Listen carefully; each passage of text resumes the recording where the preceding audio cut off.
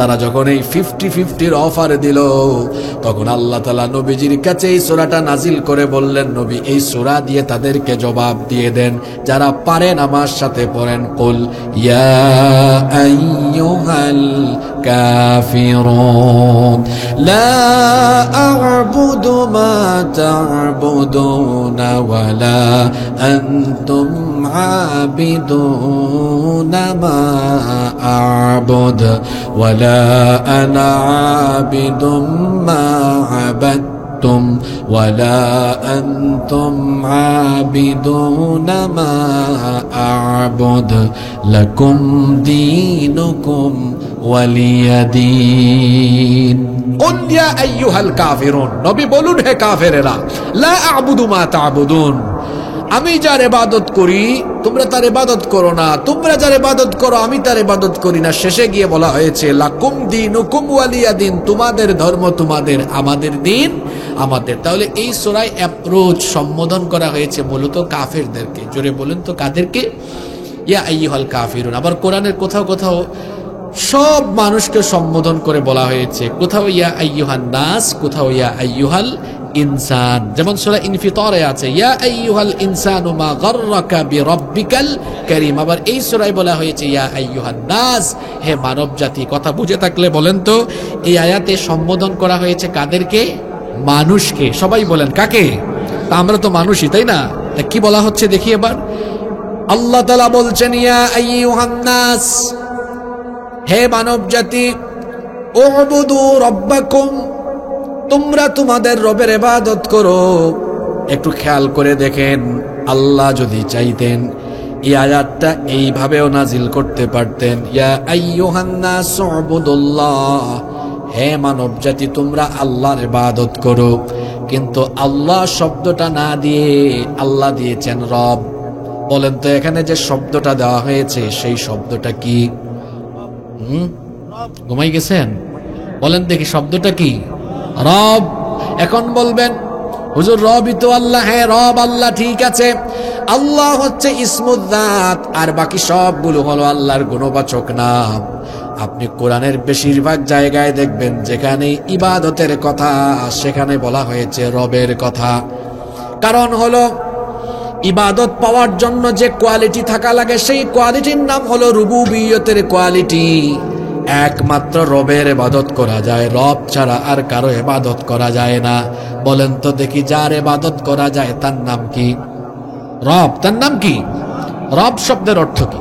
রব শব্দের অনেকগুলো অর্থ আছে, এটা ব্যাপক অর্থবোধক শব্দ।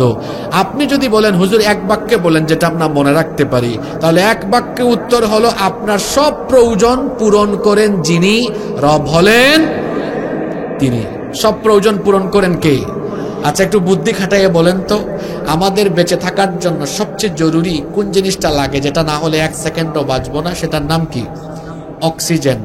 বিজ্ঞানীরা বলেছেন, চিকিৎসা বিজ্ঞান বলে একজন সুস্থ স্বাভাবিক মানুষ বেঁচে থাকার জন্য প্রতিদিন 500 লিটারের বেশি অক্সিজেন গ্রহণ করে।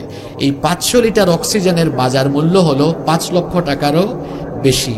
তার মানে আমি আর আপনি, আমরা বেঁচে থাকার জন্য প্রতিদিন এক একজন আপনারা কত লক্ষ টাকার অক্সিজেন নেন? 5 লক্ষ টাকার। চিন্তা করেন, আপনারা তো পয়সাওয়ালা মানুষ, আমার বাপ দাদারও তো পয়সা নাই, একদিনের অক্সিজেন কেনারও টাকা আমার কাছে নাই। তো একদিনের যদি 5 লক্ষ হয় তাহলে মাসে হইল কত? 150 লক্ষ, মানে 1.5 কোটি টাকা। বছরের পরিমাণ দাঁড়ায় 18 কোটি টাকা। বলেন তো বাবারা, জন্মের পর থেকে এখন পর্যন্ত আমরা তো মিলিয়ন বিলিয়ন ট্রিলিয়ন ডলারের অক্সিজেন নিয়ে ফেলেছি। আমরা কি আল্লাহকে কোনো বিনিময় দিয়েছি? দিতে হয়েছে? দেয়া লাগবে? চাওয়ার আগে আমার এই প্রয়োজন পূরণ করলেন যিনি, রব হলেন তিনি। সকল প্রয়োজন পূরণ করেন যিনি লালন পালন, রিজিক, সংহার, নিয়ন্ত্রক এবং সব প্রয়োজন পূরণ করেন, তার নাম হলো রব। শুধু মানুষের নয় বরং সকলের প্রয়োজন তিনি পূরণ করেন। দেখেন তো নদী আর সাগরে যে মাছ আছে এগুলোকে আমরা খাওয়াই না আল্লাহ খাওয়ান। সকালবেলা আকাশে যে পাখিগুলো ডানা ঝাপটিয়ে উড়ে বেড়ায় এগুলোকে আমরা খাবার খাওয়াই না, সকালবেলা এই পাখিগুলো তার বাসা থেকে ক্ষুধা পেটে খালি পেটে বের হয়ে যায়, জানে না সে কোথায় যাচ্ছে, কোথায় গেলে খাবার পাবে। তার কাছে কোনো অ্যান্ড্রয়েড ফোনও নাই যে গুগল ম্যাপ ইউজ করে কোথাও সে যাবে। কোনো প্রকার ম্যাপ ছাড়া, কোনো প্রকার দিক নির্দেশনা ছাড়া তাকে যিনি আকাশের মধ্যে উড়ায়া উড়ায়া তারপরে তাকে রিজিক দিয়ে সন্ধ্যাবেলা বাসায় ফিরায় দেন, তিনি কে? রব হলেন তিনি সকল প্রয়োজন পূরণ করেন যিনি। রব হচ্ছে এমন গুরুত্বপূর্ণ একটা বিষয়, এই রুবুবিয়তের কোয়ালিটি যার মধ্যে থাকবে, ইবাদত পাওয়ার যোগ্যতাই একমাত্র তার থাকবে। আর রুবুবিয়তের কোয়ালিটি একজন ছাড়া আর কারো মধ্যেই নাই। একমাত্র রুবুবিয়তের কোয়ালিটি যার মধ্যে বিদ্যমান, পুরুষোচিত কণ্ঠে গলার আওয়াজ বড় করে বলেন, তিনি কে? রব এটা এমন গুরুত্বপূর্ণ শব্দ, এজন্য দেখবেন কোরআন শুরু হয়েছে রব দিয়ে, শেষ হয়েছে রব দিয়ে। আপনি কোরআনের পৃষ্ঠা উল্টালে প্রথম পাতায় রবের পরিচয় পেয়ে যাবেন, আলহামদুলিল্লাহি রাব্বিল আলামিন। সকল প্রশংসা আল্লাহর। আল্লাহর পরিচয় দেওয়া হলো রব্বিল আলামিন, তিনি হলেন জগৎ সমূহের প্রতিপালক। কোরআনের শুরুতে রবের পরিচয় আসলো, আবার শেষ সূরায় রবের পরিচয় দেওয়া হলো, কুল আউযু বিরাব্বিন নাস। ও নবী, আপনি বলুন আমি আশ্রয় চাই সকালবেলা রবের কাছে। কোরআনের শুরুতেও রব, শেষেও। আবার আমরা যখন দুনিয়া ছেড়ে চলে যাব, কবরে আমাদের লাশ রাখার সাথে সাথে প্রথম যে প্রশ্ন হবে সেটা হলো, সবাই বলেন মার রব্বুকা, তোমার রব কে? বুঝেন তো দেখি রবের কথা প্রথমেই কেন বলা হলো? কারণ রুবুবিয়ত এর উপরে ঈমান এনে রুবুবিয়তের পথে যারা অবিচল থাকবে তারাই কেবল এই প্রথম প্রশ্নের উত্তর দিতে পারবে। কোরআনের শুরুতে রব, শেষেও রব। কবরের প্রথম প্রশ্ন হলো রব, ইবাদত করতে হয় রবের। এজন্য আল্লাহ বলেছেন, উবুদু রব্বাকুম, রবের ইবাদত করো। জুড়ে বলেন, কার ইবাদত করো? রবের ইবাদত করতে বলা হয়েছে। রুবুবিয়তের কোয়ালিটি একমাত্র তার, যিনি সকলের সকল প্রয়োজন পূরণ করেন, তিনি হলেন রব। আবার এই সূরার ভেতরেই তার সুন্দর পরিচয় দেওয়া হয়েছে। পরের অংশে আল্লাহ বলেছেন রবের পরিচয় হলো আল্লাযী খালাকাকুম ওয়াল্লাযীনা মিন ক্বাবলিকুম লাআল্লাকুম তাত্তাকুন। রব তো তিনি তোমাদের আর তোমাদের পূর্ববর্তী সবাইকে সৃষ্টি করেছেন। কে? সেই রবের ইবাদত করতে বলা হয়েছে। কথা বুঝে থাকলে বলেন, এখানে বারবার একটা কথা বলা হচ্ছে, রবের কি করতে বলা হচ্ছে? বলেন না, সবাই বলেন। আজকে এমন ওয়াজ শুনবেন যে জীবনেও শুনেন নাই। ইবাদতি আজকে ভালো করে বুঝে যান, ইবাদতি কারে কয়। এবার জোরে বলেন। শীতলাই আর ব্রাহ্মণপাড়ার মানুষের মতো কথা বলেন। ব্রাহ্মণপাড়ার মানুষ এমনি কথা কয় না তো, আমি চিনি তো। বলেন রবের কি করতে বলা হয়েছে? জোরে বলেন, কি করতে বলা হয়েছে? ইবাদত। কেন আমরা আল্লাহর ইবাদত করব? এর মূল কারণ তিনটা। প্রথমে এই পয়েন্ট, এরপরে আলোচনা করব ইবাদত বলতে আপনি কি বুঝেন। ইবাদত বলতে আপনি কি বুঝেন? শুধু কি নামাজ, রোজা, হজ, যাকাত ইবাদত, না অন্য কিছু ইবাদত? আলোচনায় আসবে ইনশাআল্লাহ। প্রথম কথা হলো, কেন আমরা আল্লাহর ইবাদত করব? আল্লাহর ইবাদত করতে হবে, এর মূল কারণ হলো তিনটা। এক নাম্বার কারণ হলো, এটা হচ্ছে মানুষের উপরে আল্লাহর পাওনা, এটা আল্লাহর হক। আল্লাহর বান্দা একমাত্র আল্লাহর ইবাদত করবে। এজন্য দেখুন বুখারী শরীফের মধ্যে হাদিস এসেছে, মুআয ইবনে জাবাল রাদিয়াল্লাহু আনহু, হাদিসের বর্ণনাকারী সাহাবী, তিনি বলছেন, কুনতু রিদফান নবী সাল্লাল্লাহু আলাইহি ওয়াসাল্লাম আলা হিমার, আমি নবীজির পেছনে একটা গাধার উপরে আরোহিত অবস্থায় ছিলাম। আমাকে আল্লাহর নবী ডেকে বললেন, ইয়া মুআয, হে মুআয, হাল তাদরি হাক্কাল্লাহি আলা ইবাদিহি ওয়া মা হাক্কুল ইবাদি আলা আল্লাহ। মুআয, তুমি কি জানো নাকি বান্দার উপরে আল্লাহর হক কি আর আল্লাহর উপরে বান্দার হক কি? মুআয বিন জাবাল রাদিয়াল্লাহু আনহু তখন বললেন, আল্লাহু ওয়া রাসূলুহু আ'লাম, এই ব্যাপারে আল্লাহ এবং তার রাসূল সবচাইতে ভালো জানেন। আল্লাহর নবী তখন জবাব দিলেন, ফাইন্না হাক্কাল্লাহি আলাল ইবাদি আন ইয়াবুদুহু ওয়া লা ইউশরিকু বিহি শাইআ। বান্দার উপরে আল্লাহর হক হলো বান্দা কেবলমাত্র আল্লাহর ইবাদত করবে, আল্লাহর সাথে কাউকে সে শরীক করবে না। এরপরে ওয়া হাক্কুল ইবাদি আলাল্লাহ আল্লা ইউআযিবা মান লা ইউশরিকু বিহি শাইআ। আর আল্লাহর উপরে বান্দার হক হলো যে বান্দা আল্লাহর ইবাদত করবে সেই বান্দাকেও তিনি আযাব আর গজব দিবেন না। সুবহানাল্লাহ। তাহলে এই হাদিস থেকে বোঝা গেল কেন আল্লাহর ইবাদত করবে, কারণ এটা হলো আমাদের উপরে আল্লাহর হক। জোরে বলেন, এটা আমাদের উপরে কার হক? আল্লাহর ইবাদত কেন করতে হবে? 2 নাম্বার কারণ হলো এটা হলো আমাকে আপনাকে বানানোর সৃষ্টির উদ্দেশ্য। কোরআনে কারীমের 51 নম্বর সূরা সূরাতুয যারিয়াতের 56 নম্বর আয়াতে আল্লাহ জন্য বলেছেন, ওয়া মা খালাকাতুল জিন্না ওয়াল ইনসা ইল্লা লিয়াবুদুন। জিন আর মানুষকে আমি আমার ইবাদতের জন্য সৃষ্টি করেছি। তাহলে আমাদেরকে সৃষ্টির উদ্দেশ্য কার ইবাদত করা? 3 নাম্বার কেন আল্লাহর ইবাদত করতে হবে, তার কারণ এটা হলো আমরুল্লাহ, এটা হলো আল্লাহর আদেশ। আল্লাহ সবাইকে আদেশ করেছেন আমার গোলামি করো, আমার ইবাদত করো। কারণ গোলামি পাওয়ার একমাত্র হকদার হলেন যিনি, রব হলেন তিনি। আর রব হলেন তিনি সকলের প্রয়োজন পূরণ করেন যিনি। দেখবেন পৃথিবীতে বহু মানুষ আছে যারা নিজেদের বানানো খোদাকে ইবাদত করে। আচ্ছা বলেন তো, যারা নিজেরাই খোদা বানায় এরা তো নিজেরাই তাদের খোদার প্রয়োজন পূরণ করলো, তো খোদা কেমনে তাদের প্রয়োজন পূরণ করবে? কথা কি বোঝা যায়? তারা তো নিজেরাই তারা তাদের খোদার প্রয়োজন পূরণ করে। এজন্য তারা খোদার হাত দেয়, পা দেয়, খোদার সামনে খাবার দেয়। আর আমাদের খোদার সামনে আমরা কিছুই দেই না, আমাদের রবের সামনে কিছু দেওয়া লাগে না, বরং উল্টা আমাদেরকে সব কিছু যিনি দান করেন তিনি কে? আল্লাহর ইবাদতের জন্য করতে হবে, এটা হুকমুল্লাহ, আমরুল্লাহ, এটা আল্লাহর আদেশ। এবার আসেন, বলা হয়েছে রবের ইবাদত করো। কথা বুঝে থাকলে বলেন, কি করো? ইবাদত করো। ইবাদত মানে কি? ইবাদত মানে কি? মা মানাল ইবাদাহ। ইবাদত শব্দের অর্থ কি? ইবাদত শব্দের অর্থ কি বলেন তো? হ্যাঁ, ইবাদত শব্দের অর্থ আসলে কি? তাফসীর ইবনে কাসীর, তাফসীর আত-তাবারি, তাফসীর আল-কুরতুবী সহ অনেকগুলো তাফসীর গ্রন্থে এসেছে। মুফাসসিরিনে কিরাম বলেছেন ইবাদত শব্দের অর্থ হলো আত-তাআতু ওয়াত-তাদাল্লুলু ওয়াল-খুদুউ ওয়াল-ইনকিয়াদ। মাথার উপর দিয়ে চলে গেছে, তাই না? এর মানে হলো নম্র হয়ে, ভীত হয়ে, অবনত হয়ে কারোর সামনে ঝুঁকে পড়া বা আনুগত্য করা। এত লম্বা কথা তো মনে থাকবে না, একটা শব্দের অর্থ জেনে নেই।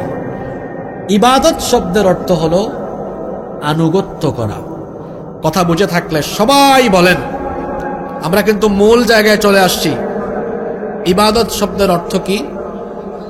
সবাই তো বললেন না। যারা বললেন না আপনারা কি রাগ করে আছেন? তাহলে বলেন ইবাদত শব্দের অর্থ কি? জোরে বলেন, কি করা? আসলুল ইবাদাতি হিয়া আত-তাআহ। ইবাদতের মূল কথা হলো আনুগত্য করা। খেয়াল করেন, ওই পিছনের যুবক ভাইরা আজেবাজের দিকে তাকান, হুদাই সময় নষ্ট করেন কেন? তাকে আপনি সময় নষ্ট করতেছেন, এদিকে তাকান, মূল কথা শুনবেন। আজকে যুবক ভাইদের উদ্দেশ্যে অনেক কথা আছে। ইবাদত শব্দের অর্থ কি বলেছি? আনুগত্য করা। আমাদের দেশের অনেক মানুষ কি মনে করে জানেন? নামাজ, রোজা, হজ, যাকাত, কুরবানি, দান, সদকা, তারা মনে করে এগুলোই শুধু ইবাদত। হ্যাঁ, এগুলো ইবাদত, কিন্তু ইবাদত শুধু এগুলোর মধ্যে সীমাবদ্ধ নয়। বলেন তো দেখি, একজন মানুষ যদি প্রতিদিন 5 ওয়াক্ত নামাজ মসজিদে গিয়েও আদায় করে, মোট কত সময় লাগতে পারে? বলেন, কত সময় লাগতে পারে? থেকে রাগ করতেছেন নাকি? বন্ধ করে দিই আলোচনা। তো কথা বলেন না কেন? একজন মানুষ যদি 5 ওয়াক্ত নামাজ পড়ে কত সময় লাগবে? 1 ঘন্টা। এখন বলেন, এই 1 ঘন্টা আল্লাহর ইবাদত করলো, বাকি 23 ঘন্টা ইবাদত হবে কার? বলেন, ইবাদত হবে কার? আমার দেশে এমন বহু নামাজি আছে, হ্যাঁ, কিন্তু নামাজে 1 ওয়াক্ত ছাড়ে না, নামাজ আদায় করে আল্লাহর হুকুম মতো। মসজিদ থেকে বের হয়ে সে টাকা পয়সা উপার্জন করে শয়তানের বিধান মতো। এরকম মানুষ আপনাদের এলাকায় নাই? বিভিন্ন সমাজে আছে, দেখবেন সামনের কাতারের নামাজি, আবার এই লোকটা এলাকার বিশিষ্ট সুদখোর। এরকম সুদখোর নামাজি আছে না? বিশিষ্ট ঘুষখোর, তারপরে বিশিষ্ট দুর্নীতিবাজ, বিশিষ্ট কালোবাজারি, এরকম আছে না? ফান করেন না।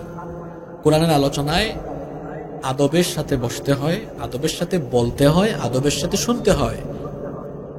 অনেক বক্তা আছে কোরআন হাতে নিয়ে হে নিজেও হাসে আর শুধু হাসাইতেই থাকে, ঠাট্টা। কোরআন তো আল্লাহর কালাম, এটা বলার আদব আছে, এটা শোনারও আদব আছে। এখানে প্রতিটা শব্দের ভেতরে আল্লাহ হেদায়াত ঢুকিয়ে দিয়েছেন। সুবহানাল্লাহ। মনোযোগ বাড়ান। বলছি না, এই আয়াত এমনে এমনে ধরি নাই, এটার কারণ আছে। 24 ঘন্টার মধ্যে 1 ঘন্টা গেল নামাজে, তো বাকি 23 ঘন্টা ইবাদত হবে কার? রোজা বছরে কয় মাস? 1 মাস আল্লাহর হুকুম মেনে রোজা রাখলাম।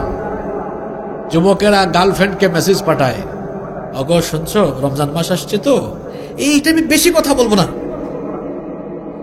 যে 1 মাস আমি সব হারাম ত্যাগ করলাম, ঠিক একইভাবে বাকি 11 মাসও আল্লাহর আনুগত্য মোতাবেক সকল হারাম আমি ত্যাগ করব। এর নাম ইবাদত। এর নাম কি? নামাজ গেল, রোজা গেল, আছে কি? হজ। হজ বছরে কয় দিন? না, হজ 1 দিন না, হজের মোট কাজ 5 দিন। হজের মোট কার্যক্রম কয় দিন? তো বাকি থাকলো 300। কথা বলেন না তো আপনারা। এটা একটা ক্লাস, এটা একটা কি ক্লাস? 360 দিন, বাকি থাকলো কয় দিন? 5 দিন হাজী সাহেব হইলেন, বাকি 360 দিন সমান তালে গুনাহ করলেন। যে 5 দিন আল্লাহর ইবাদত করে আনুগত্য করলাম, বাকি 360 দিনও আল্লাহর আনুগত্য করে জীবন পরিচালনা করব, এর নাম ইবাদত। এর নাম কি? নামাজ গেল, রোজা গেল, হজও গেল, যাকাত দিলাম বছরে 1 দিন, বাকি 364 দিন কেমনে চলবো? কার বিধান মতো? এই আয়াত আপনারা অনেকে পারেন আমি জানি, কিন্তু এই আয়াতটাকে কিভাবে বুঝছেন আমি জানি না। কোন আয়াতের কথা বলছি শুনেন, যে নামাজ আমি আদায় করলাম আল্লাহর হুকুম মতো, কুরবানির টাইমেও কুরবানি করলাম আল্লাহর হুকুম মতো, যে আল্লাহর বিধান মতো আনুগত্য করে নামাজ আদায় করলাম, কুরবানি করলাম, সে আল্লাহর হুকুম মতো নামাজ আর কুরবানির বাইরে জীবনের সব ক্ষেত্রকে আমি আল্লাহর আনুগত্য মোতাবেক পরিচালনা করব, এর নাম ইবাদত। এজন্য আল্লাহ আমাদেরকে তার নবীর মাধ্যমে শিখিয়ে দিয়েছেন, কুল ইন্না সলাতি ওয়া নুসুকি ওয়া মাহইয়ায়া ওয়া মামাতি লিল্লাহি রাব্বিল আলামিন। হ্যাঁ নবী, আপনি বলুন, খেয়াল করে শুনেন, বলুন, আমার নামাজ, আমার কুরবানি, এটা যেমন আল্লাহর জন্য, ঠিক তেমনি ভাবে আমার জীবন মরণও যার জন্য, তিনি কে? নামাজ কার জন্য? জীবনটাও কার জন্য? এখন আমাকে বলেন, জীবন কি? একজন ব্যক্তি 1980 সালে জন্মগ্রহণ করে 2023 সালে মারা গিয়েছে। 1980 থেকে 2023 পর্যন্ত এই সময়ের সমষ্টির নাম হলো জীবন। এই সময়ের সমষ্টির নাম কি? তো আল্লাহ যে এখানে বললেন ইন্না সলাতি ওয়া নুসুকি, নিশ্চয়ই আমার নামাজ, আমার কুরবানি, এটা যেমন তোমার আল্লাহর জন্য, ঠিক তেমনি জীবনটাও কার জন্য?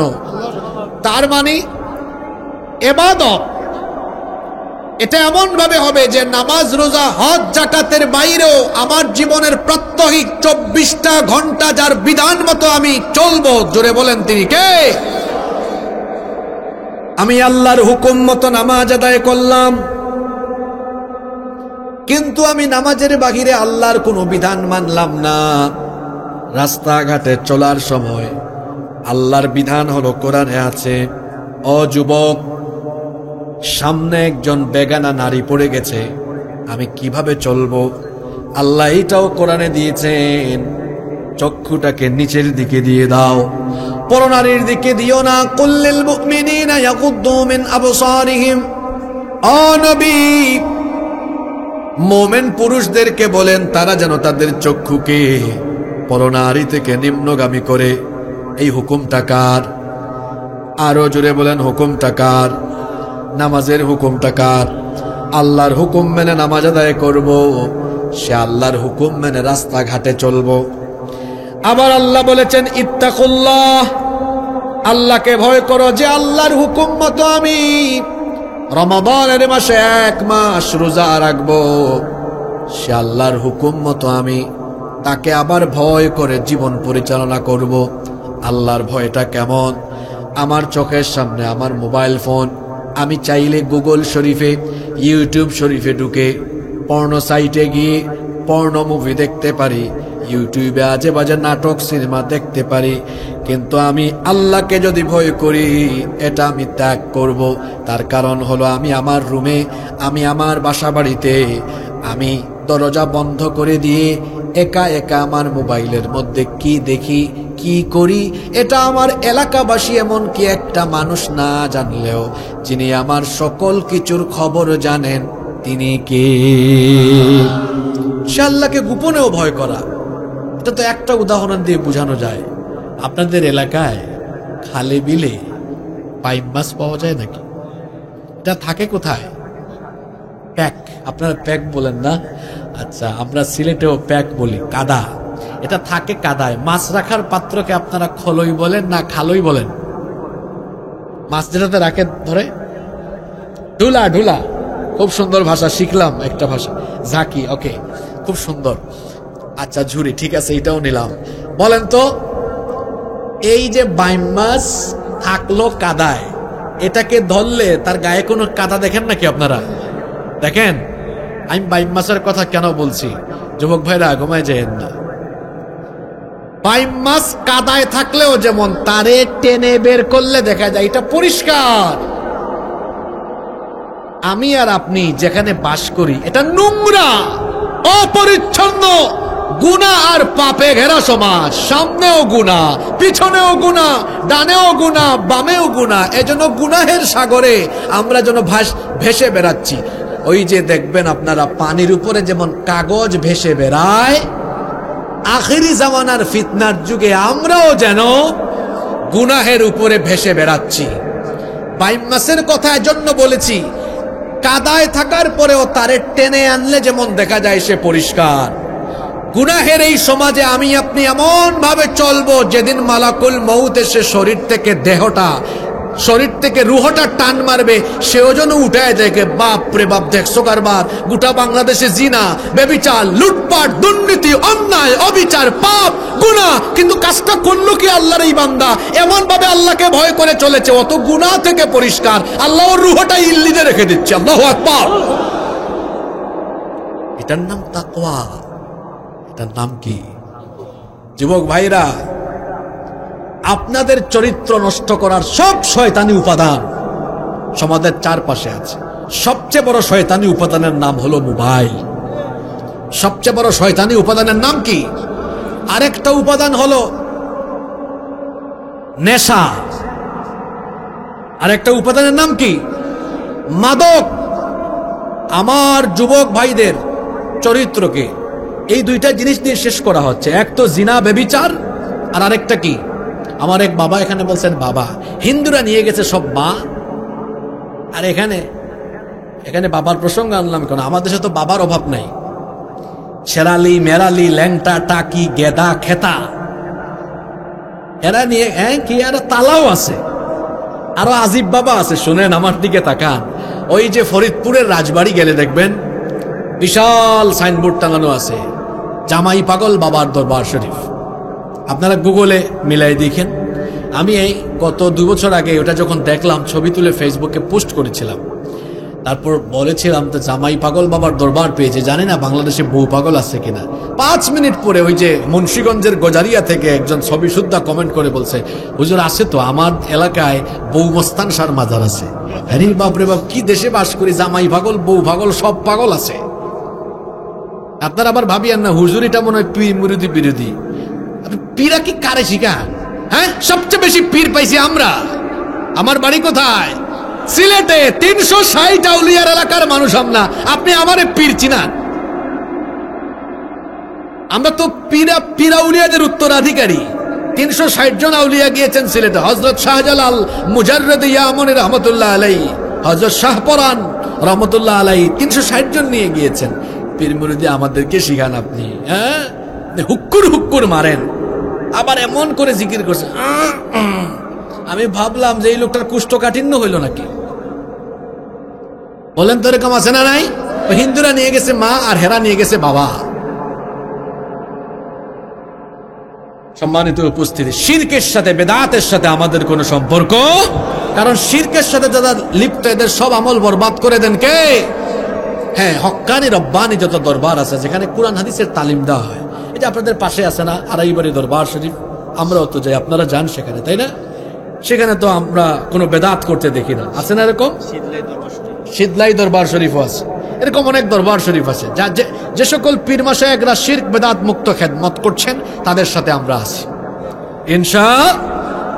আমরা যেখানে ছিলাম, কষ্ট হচ্ছে নাকি আপনাদের?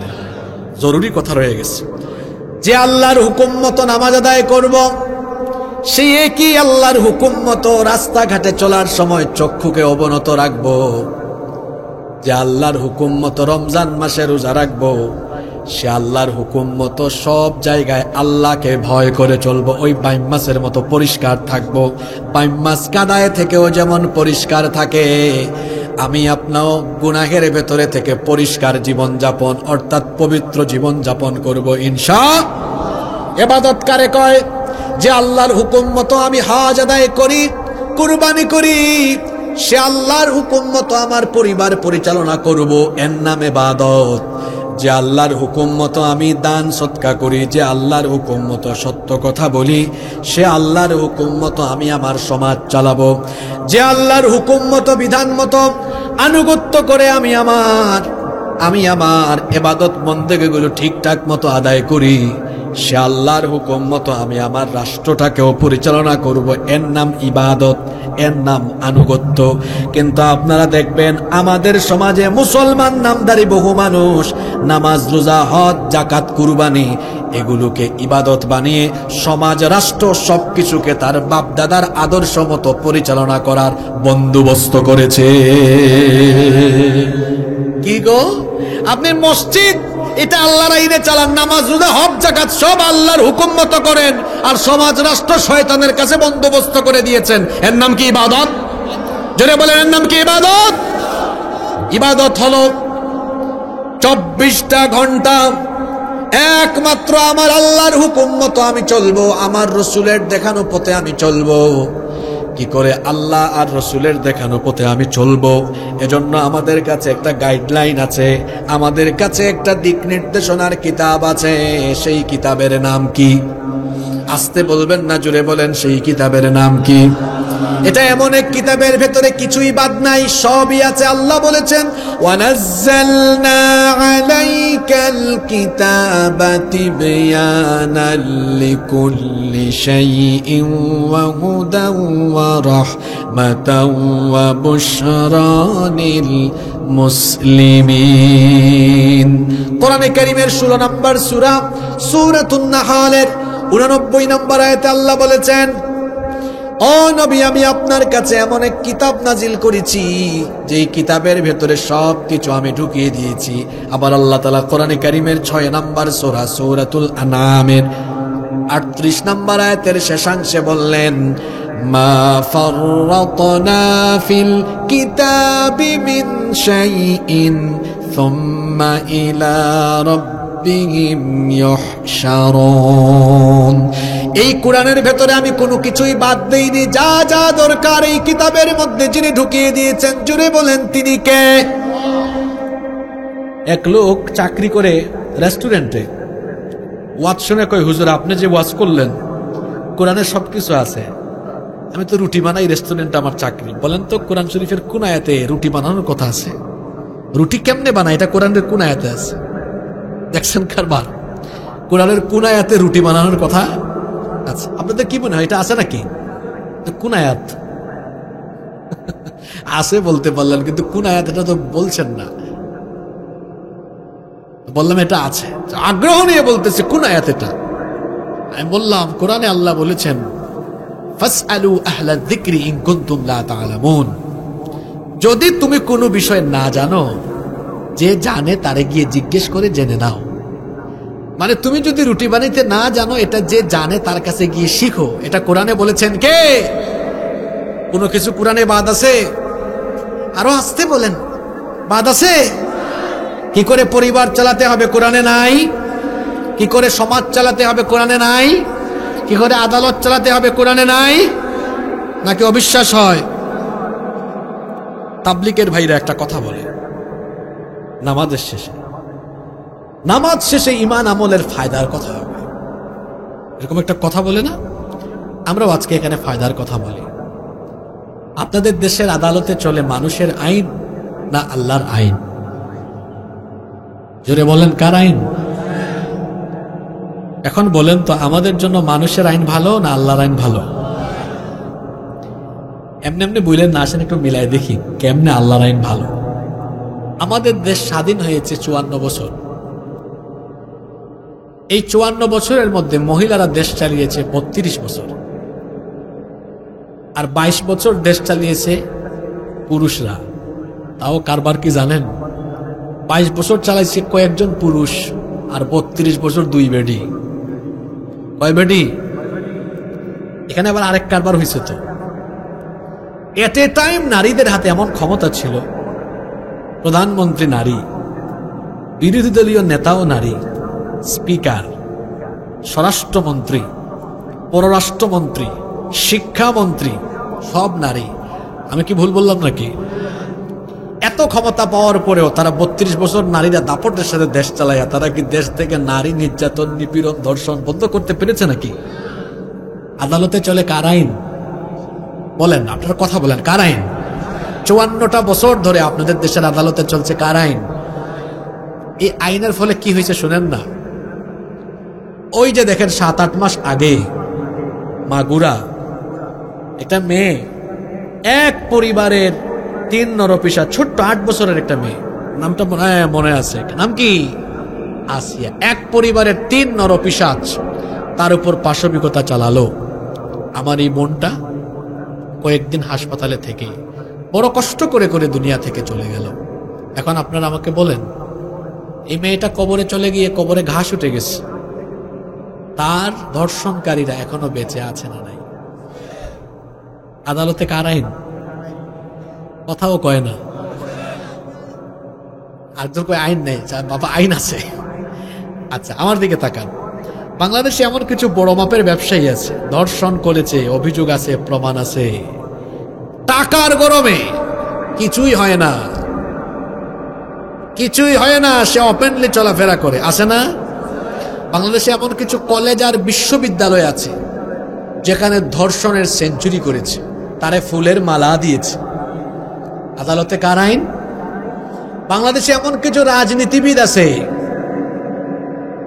ধর্ষণ করেছে, কিছুই হয় না, বরং সাদা পায়জামা, সাদা পাঞ্জাবি পরিধান করে রাস্তায় হাঁটে, আর তার সাঙ্গপাঙ্গরা গলায় ফুলের মালা দেয়। আছে না এরকম? জোরে বলেন তো, আদালতে কার আইন? এ কেমন আইন যে আইন থাকার ফলে ধর্ষিতা বোনটি কবরে চলে যায় আর ধর্ষক বেঁচে থাকে, আবার ফুলের মালা গলায় দিয়ে হাঁটে? যে আইন থাকার ফলে ধর্ষিতা কবরে যায় আর ধর্ষক ফুলের মালা গলায় দিয়ে রাস্তায় হাঁটে, এই আইনের মুখে আমরা লাথি মারি। কি আইন বানিয়েছেন এটা? দাদার আমলের জায়গা জমির সম্পত্তির ভেদাল নাতির আমলেও শেষ হয় না। যুবক ভাইয়েরা এগুলো বলিয়েন না, আপনাদের অভিজ্ঞতা নাই। আমার চাচারা বলেন তো, বাবারা একমত না? আমার কথায় একমত আপনারা? মার্ডার কেস, সিসিটিভির ফুটেজ আছে, সাক্ষ্য আছে, 2 বছর 3 বছর, বিচার দীর্ঘমেয়াদী। যেখানে দীর্ঘমেয়াদী বিচার থাকে, জি বাবা যান বসেন, আপনার এই ছেলে যেগুলো বলতে, যেগুলো সমাজের সাথে মিল আছে, ঠিক আছে। আর শোনেন, আমি তো আগেই বলেছি এখানে ফায়দার কথা হবে। কিসের কথা হবে? মাহফিল কি কোনো রাজনৈতিক মঞ্চ নাকি? এখানে আমরা ফায়দার কথা শুনি, ফায়দার কথাটা শোনেন। তাহলে আপনারা আমাকে বলেন তো, মানুষের তৈরি করে এই আইন দিয়ে আমার আপনার ফায়দা হয়েছে? যদি এই আদালতগুলোতে আল্লাহর আইন থাকতো, ধর্ষণকারীর বাপের ক্ষমতা নাই সাদা পায়জামা পাঞ্জাবি পরে ফুলের মালা গলায় দিয়ে হাঁটবে, বরং স্বচক্ষে সবার সামনে তাকে রজম করে মৃত্যুদণ্ড দিয়ে দেওয়া হতো। এখন আপনারা আমাকে বলেন, এই দেশে নারী নেতৃত্ব 32 বছর চলেও নারীরা হেফাজতে থাকলো না এখনো। এখন বলেন তো, নারীর অধিকার প্রতিষ্ঠা এবং দেশের সকল মানুষের সার্বিক কল্যাণের জন্য আপনারা আমাকে বলেন তো, আল্লাহর আইন উত্তম না মানুষের আইন উত্তম? জোরে বলেন, কার আইন উত্তম? তবে যতই ওয়াজ করেন, মানুষ কিন্তু আগে পেটে খাবার চায়।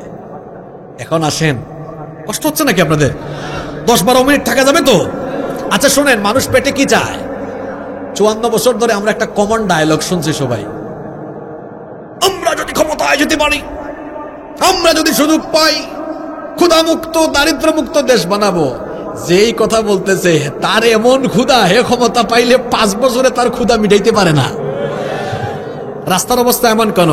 চোরের দল একটা রাস্তা করে 1 বছর 2 বছর যায় না, ভেঙে যায়। আমরা যখন বিদেশে সফর করি, দেশের বাইরে গেলে গাড়ি যখন চলে টের পাওয়া যায় না, এত সুন্দর কার্পেটিং। ওরা একটা রাস্তা বানায় 1 যুগ 2 যুগ 10 20 30 বছরের টেম্পার দিয়ে, আর আমার দেশের চোরের দল এমন রাস্তা বানায় 1 বছরও টিকে না। আছে না নাই?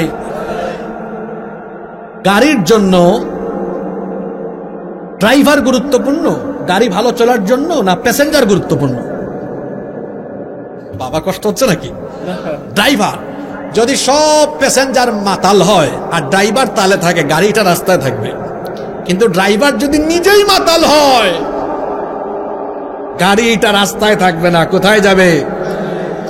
একটা গাড়ির জন্য যেমন যোগ্য ড্রাইভার দরকার, ঠিক তেমনি একটা সমাজ আর রাষ্ট্র পরিচালনার জন্য যোগ্য সৎ নেতৃত্ব দরকার। যদি নেতৃত্ব অসৎ, ধর্ষক, চাঁদাবাজ, লুটতরাজ, সন্ত্রাসী হয়ে যায়, ওই জাতির ভাগ্যে উন্নয়ন থাকে না। এই জাতির কপালে আজে বাজে রাস্তা, আর এই জাতির কপাল খারাপ হতে হতে অধপতনের অতল তলদেশে তারা নিপতিত হয়ে যায়। ড্রাইভার ঠিক করতে হবে আগে। কি ঠিক করতে হবে? আমি বলছিলাম, মানুষ তার পেটে কি চায়? আমার দিকে তাকান, কত অনেক কিছু বলছে, আমি তাকাচ্ছি তার দিকে, আমার দিকে আপনি তাকান। মানুষ তার পেটে কি চায়? আর হে বক্তৃতা করছে কি? ক্ষুধা মিটাই দিব। বলেন তো, 54 বছর ধরে আমাদের ক্ষুধা কি আর মিটাবে? হেরা হেদের ক্ষুধা মিটাইতে পারে? এবার আসেন, ক্ষুধা মিটানোর ফর্মুলা দিয়েছেন আমার আল্লাহ। কিভাবে দিয়েছেন শোনেন। আল্লাহর আইনটা আমাদের জন্য ভালো, কেন আপনারা এটা গ্রহণ করবেন না বলেন তো?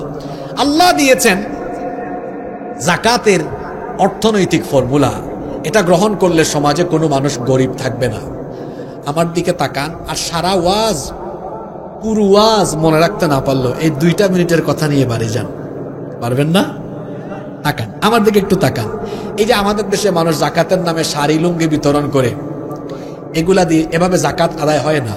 যাকাতের নির্ধারিত খাত আছে 8টা। কোরআনে বলেছেন কে? যাকাতের উদ্দেশ্য কি জানেন? আপনি যাকে যাকাত দিবেন সে আর আগামী বছর যাকাত খাবে না, অস্বাবলম্বী হবে, বেকারত্ব ঘুচে যাবে। দেখেন তো, এই ফর্মুলাটা হইলে কেমন হইতো? এই যে ইয়াংস্টার ক্লাব, মনে করেন তারা শীতলাইয়ে যাদের উপর নেশাব পরিমাণ সম্পদ আছে, যাকাত ফরজ, এদের থেকে যাকাত কালেকশন করা শুরু করে তারা দেখছে এই বছর তারা শীতলাইয়ে 2 লক্ষ টাকা তুলতে পেরেছে। জোরে বলেন, কয় লক্ষ?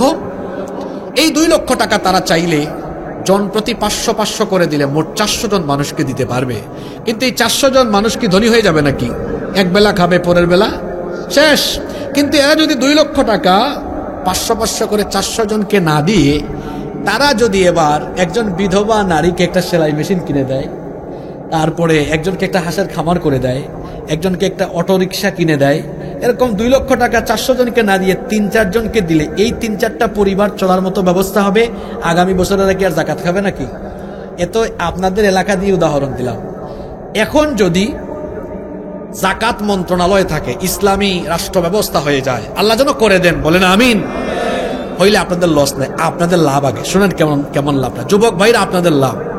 আজকে আমার একটা প্রতিষ্ঠান আছে, জুমার আগে শিক্ষক শিক্ষিকা নিয়োগ পরীক্ষা ছিল। 6-7টা পদের জন্য 200-র উপরে পরীক্ষার্থী। চাকরির বাজার খুব গরম, তাই না? চাকরি পায় না, ব্যবসা নাই, বেকারত্ব বেশি আমাদের দেশে, তাই না? আমার যুবক ভাইরা আমার দিকে তাকান, তাকাও আমার ভাইরা, যুবক ভাইরা তাকাও, দেখো আল্লাহর আইনে তোমাদের জন্য কত লাভ। তোমরা কোথায় ঘুরো বলো তো? তোমাদেরকে কি করে জানো? তোমাদের জন্য আমার বড় মায়া হয় রে ভাই।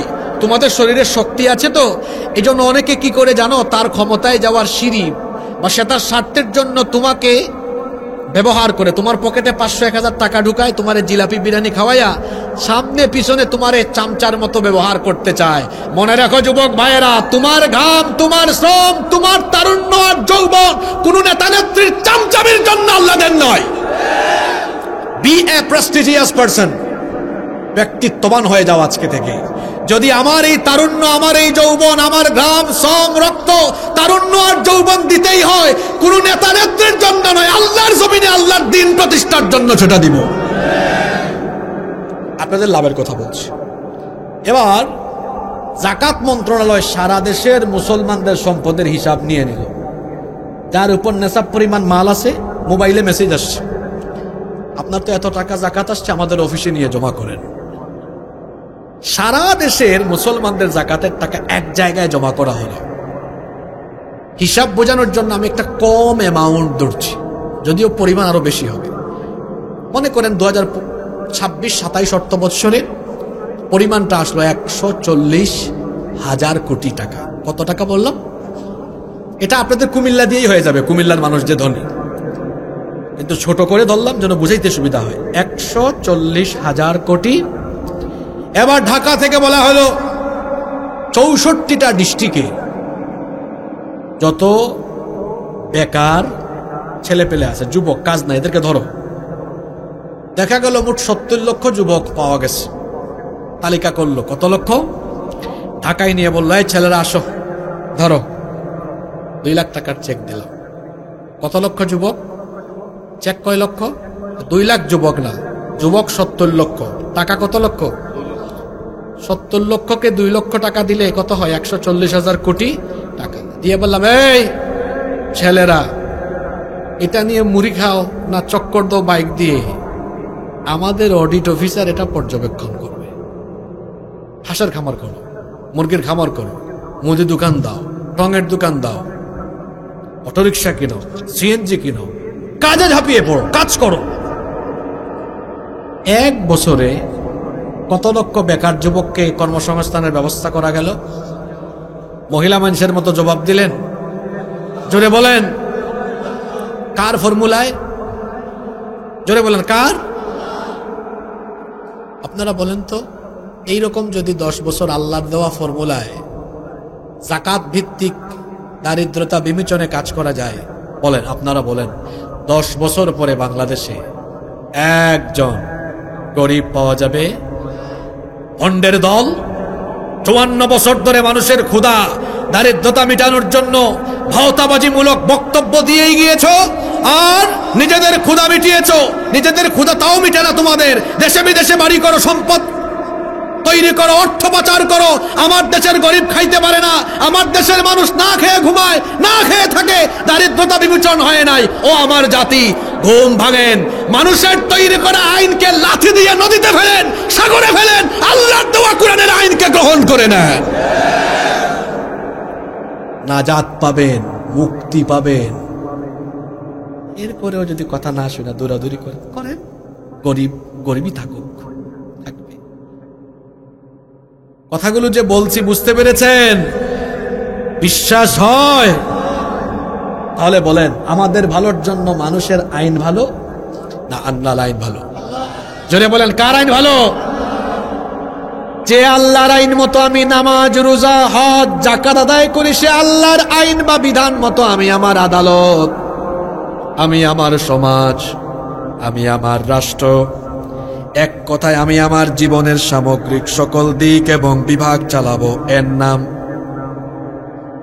আয়াতি তো মনে রাখলেন না, এর নাম, জোরে বলেন এর নাম কি? এই যে বসে আছেন, বসাটাও ইবাদত। কখন ইবাদত? যখন আপনি আল্লাহর জন্য, রসুলের জন্য বসবেন, সেটা ইবাদত। বলেন তো, এখানে আমরা বসেছি কোনো নেতা নেত্রীর জন্য না, আল্লাহর জন্য। এই বসাটা ইবাদত। যখন আমি আপনি আবার অন্য কোনো প্যান্ডেলে যেখানে আল্লাহ রসুলের গুণগান নাই বসবো, ওইটা কোনো ইবাদত হবে? কখনো কখনো ঘুমানো ইবাদত হয়। বলবেন কেমনে ঘুমানো ইবাদত? ঘুমানোর টাইমে রসুলের তরিকায় ডান কাতে ঘুমালো, রসুল যেভাবে যে দোয়া পড়ে যা যা পড়ে পড়ে ঘুমাতেন সেভাবে ঘুমালো, ঘুমটাও ইবাদতের খাতায় গণ্য হয়ে যাবে। সুবহানাল্লাহ।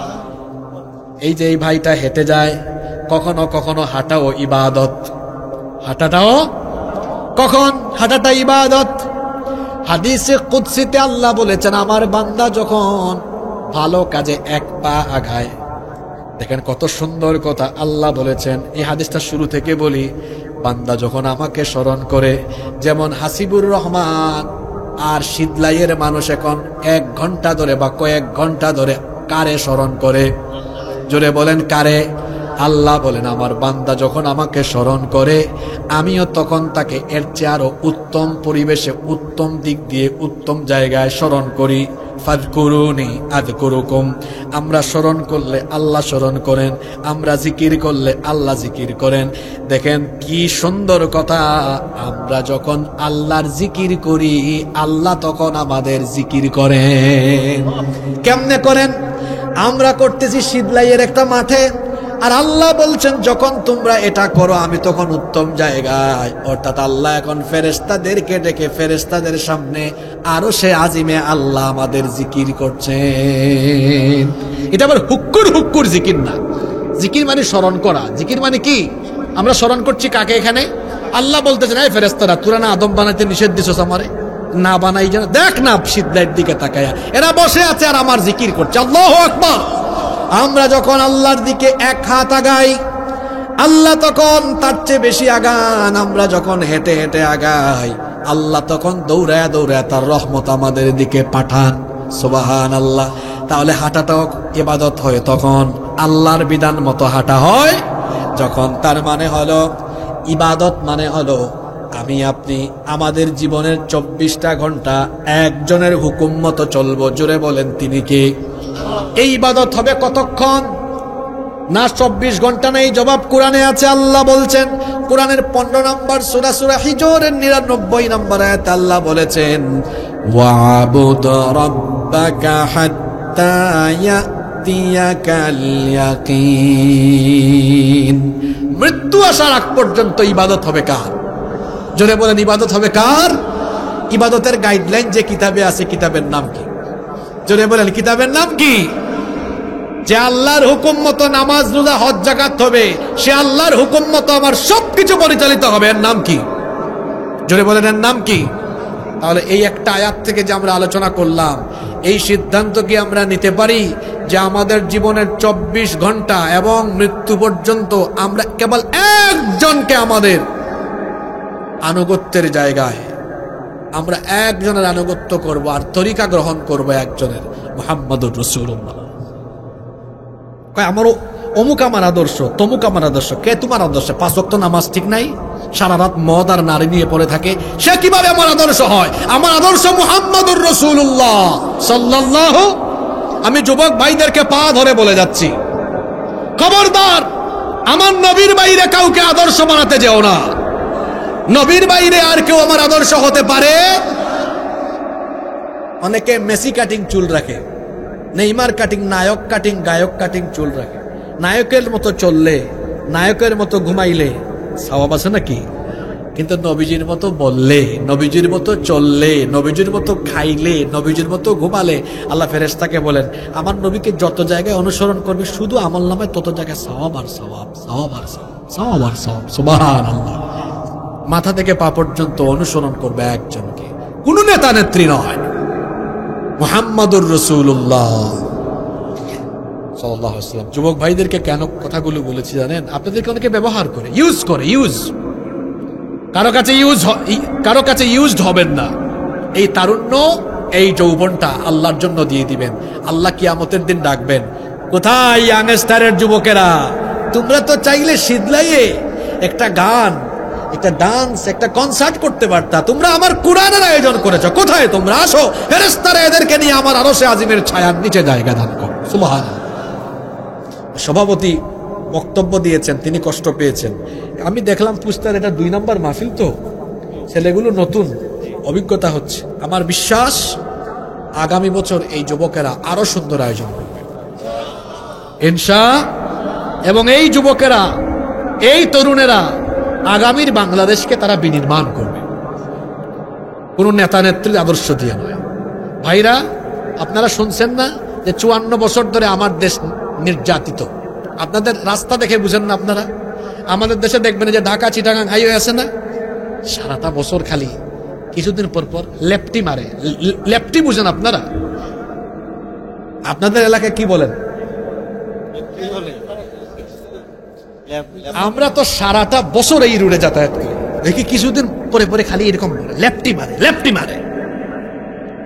ওই যে এমন ভাবে রাস্তাটা করে চোরের দল, যেন কিছুদিন পরে আবার আর একটা টেন্ডার পাওয়া যায়। আমার কথায় কষ্ট পাচ্ছে নাকি? না, পাচ্ছে তো। এক গ্রুপ আছে বাইরে বলতে, দেখছো কুকি জাতের হুজুর আনছে, এগুলো বলে যায়। তো এগুলো বলবো না তো কোনগুলো বলবো গো?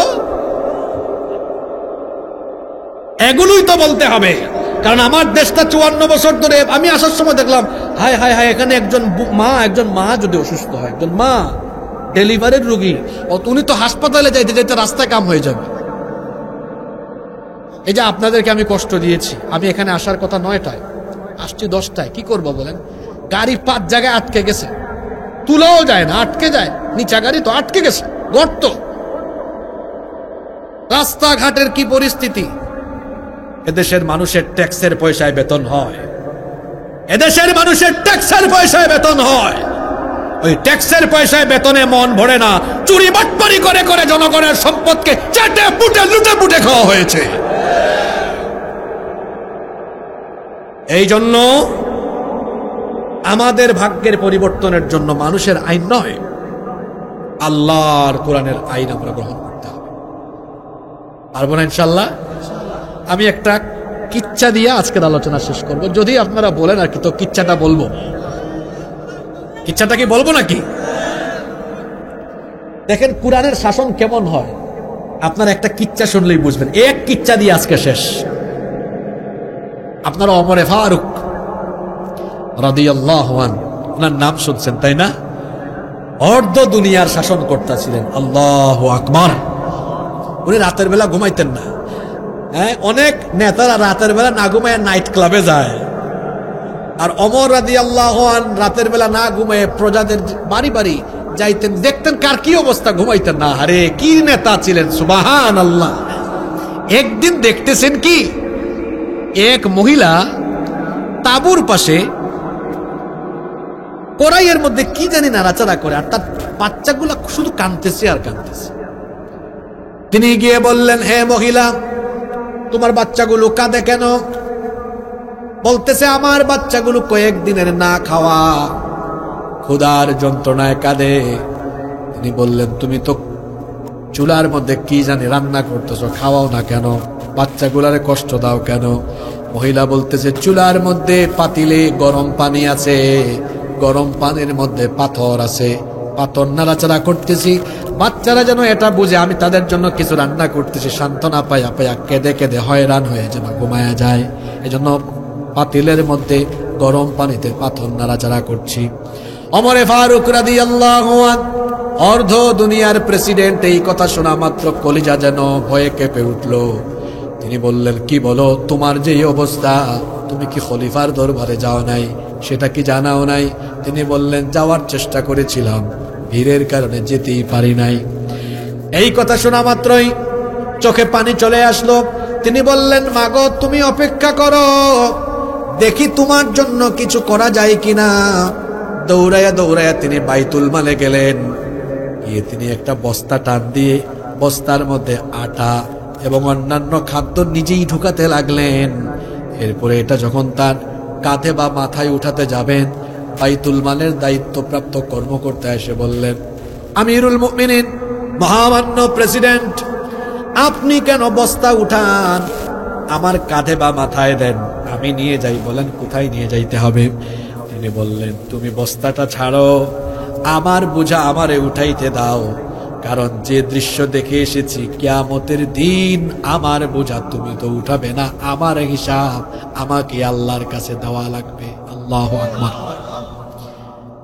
ইসলামী শাসন, কোরআনের শাসনের নমুনা হলো নেতা নিজে খাবারের বস্তা নিয়ে মানুষের কাছে যায়, আর মানুষের আইনের নমুনা হলো মানুষের বস্তা ওই চোর ডাকাতের বাড়ির খাটের ভিতরে যায়।